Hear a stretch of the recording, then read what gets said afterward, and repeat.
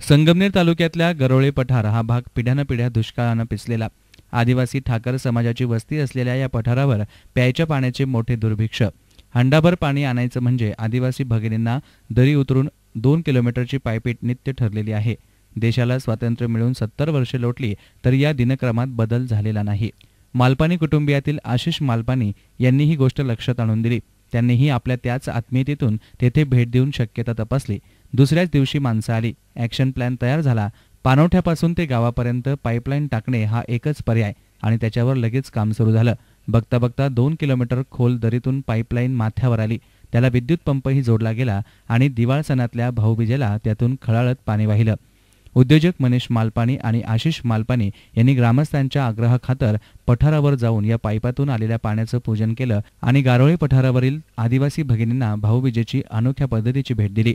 या कार्यक्रमाची कोठेही जाहिरात केली गेली नाही किंवा कोणतेही पत्रकही प्रसिद्धीला दिलं गेलं नाही। दररोज 2 किलोमीटरची पायपीट करीत पाणी आणण्याचे अपार परिश्रम आजपासून थांबल्यानं गारोळे पठारावरील अनेक भगिनींच्या चेहऱ्यावर कल्पनेत नसलेल्या भावांनी भाऊबीजेला टाकलेली ही ओवाळणी समाधानाचे भाव फुलवणारी होती।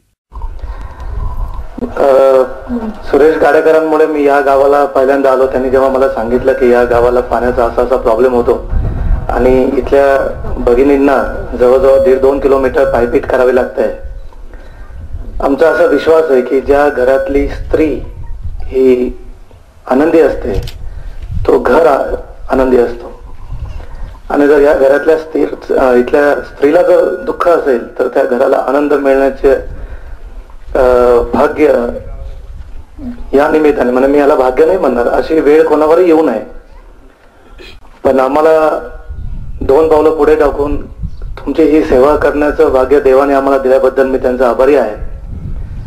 आणि वेगवेगळ्या सेवा मी जेव्हा व्यवसाय जॉईन केला तेव्हा मला कायम असं वाटायचं, व्यवसाय जॉईन करण्याच्या अगोदर, की माझी फॅमिली जेवढ्या सामाजिक काम करण्यामध्ये वेळ वाया घालवते असं मला वाटायचं अगोदर।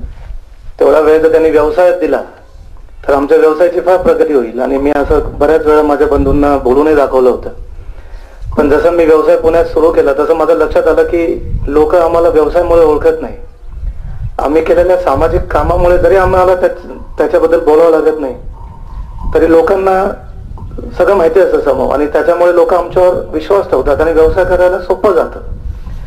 आमचा आज मनीष शेठ मालपानी आणि माननीय श्री आशिष शेठ मालपानी यांच्यामुळे पाण्याचा प्रश्न सुटला।